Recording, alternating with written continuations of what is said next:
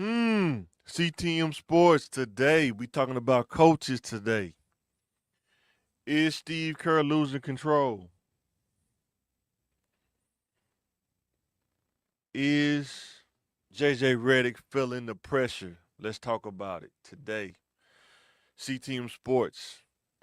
First, we're gonna get into Steve Kerr.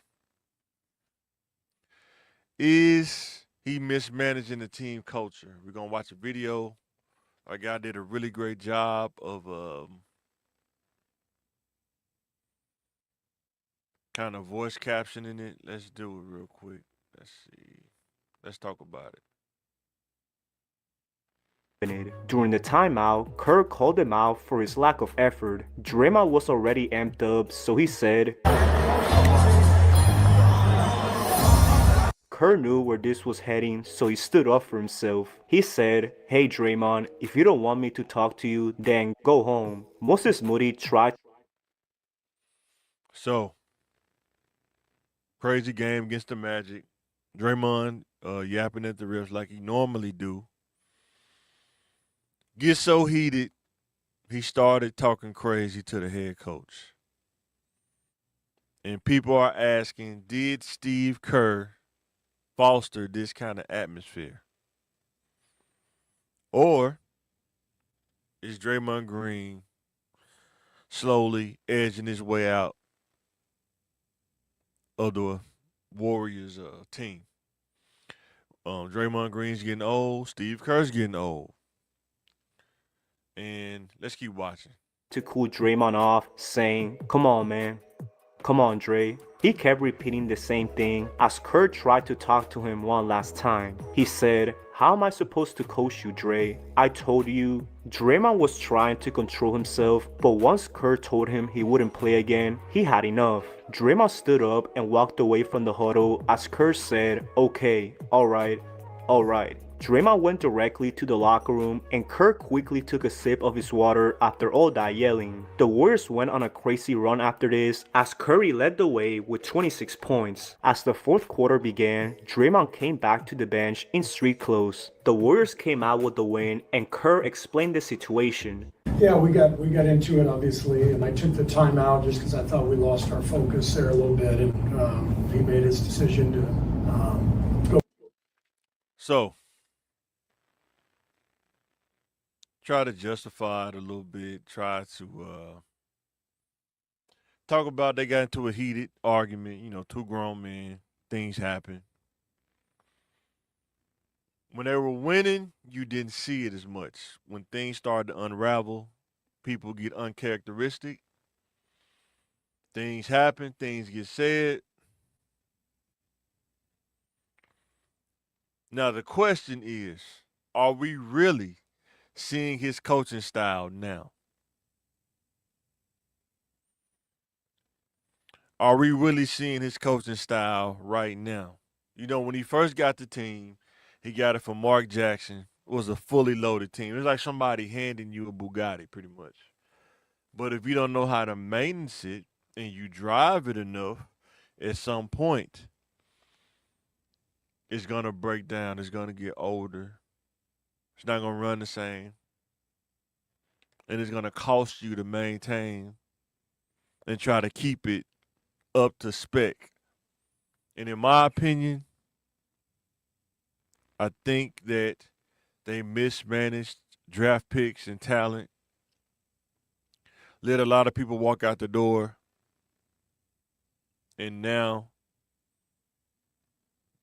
you're stuck with a middle of the pack team that maybe can make a run, but not for a championship due to age.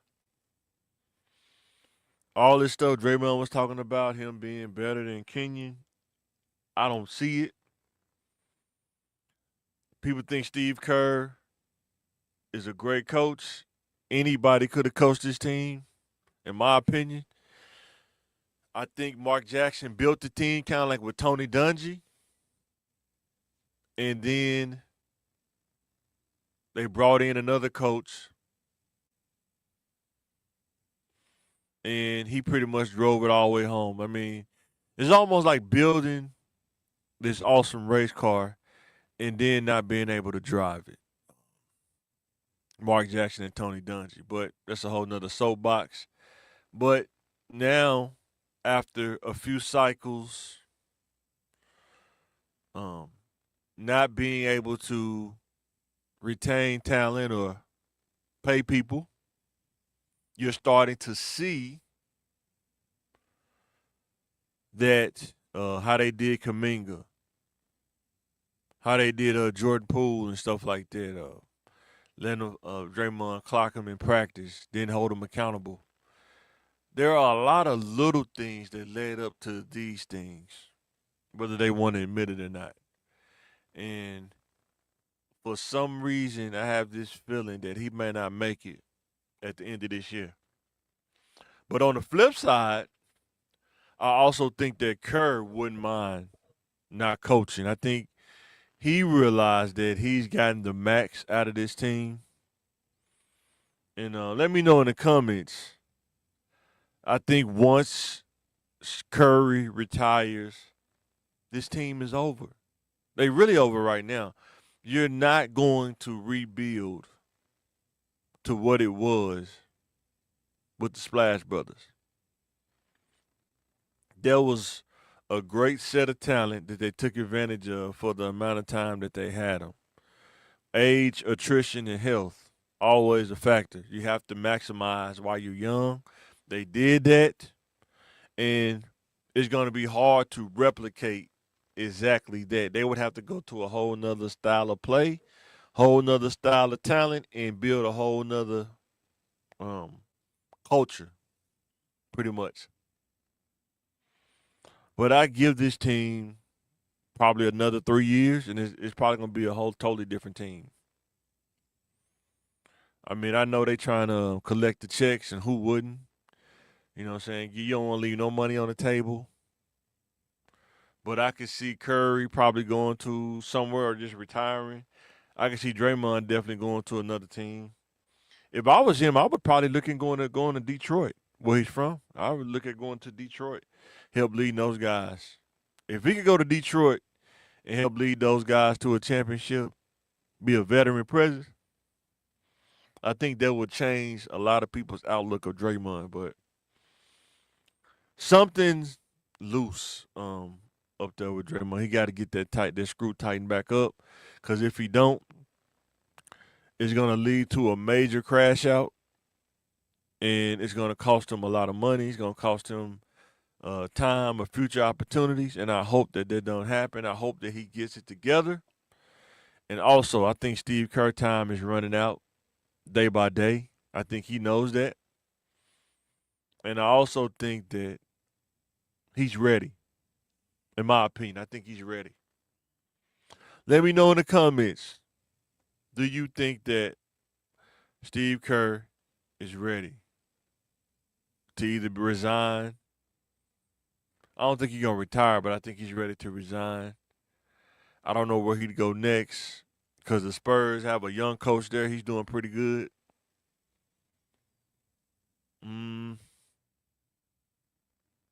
So, let me know what you think about Steve Kerr. Did he mismanage the team culture, and are we really seeing his coaching style now? Now that all the talent has aged out and they're kind of on the back end of their days of playing. Let me know. All right, next one. JJ Reddick. Is he losing composure? Let's watch the press conference. Let's check it out.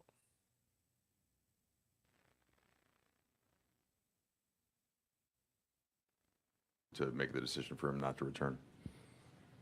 It's not my decision, but Austin clearly felt something. So we did our normal halftime, and then as we were walking out of the locker room, Dr. Sims told me he was out. I'm sure you'll have to wait for more info, but just any initial concern about him moving forward with that? I don't have any info. What did you see overall in the game, kind of starting in that first quarter on the glass and the turnovers, and how that prevailed through it? Yeah, the two words of the day were effort and execution, and I feel like when we've done both of those things at a high level, we've been a good basketball team. When we haven't, we're a terrible basketball team. And tonight we were a terrible basketball team, and that's.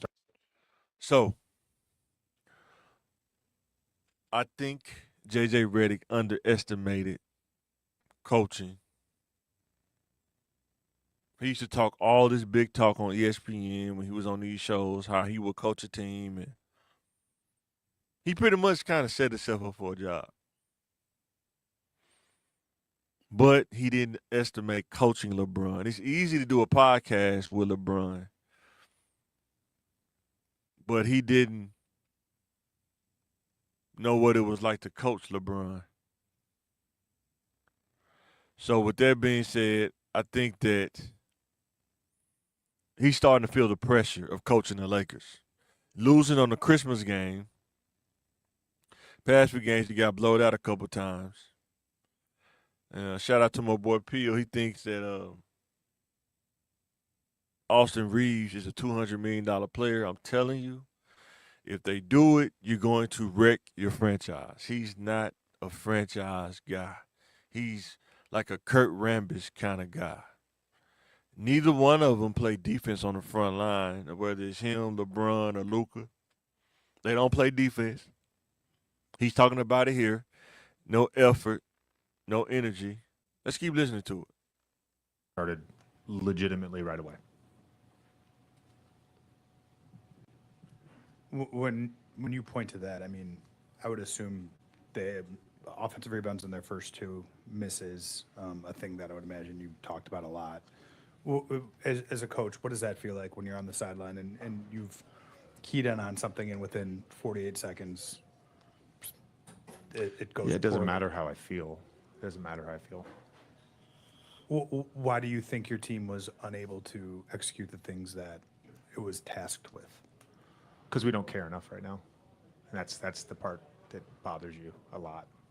We don't care enough to like do the things that are necessary. We don't care enough to be a professional. It's, we had it.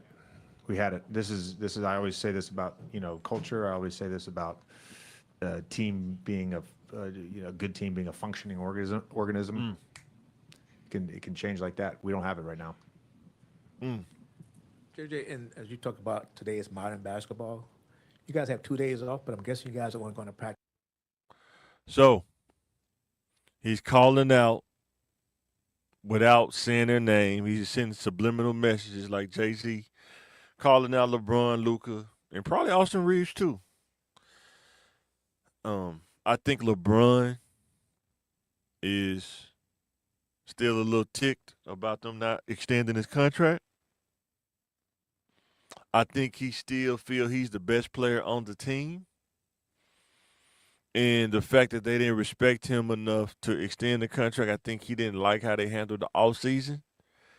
And I think that he's just trying to get through the season to honor his contract, and then he's going to get out. But that's just my opinion. I think he knew that they put more stock in Luka than him, and he's saying, here's your Luka right here. Let's see if he can lead a team.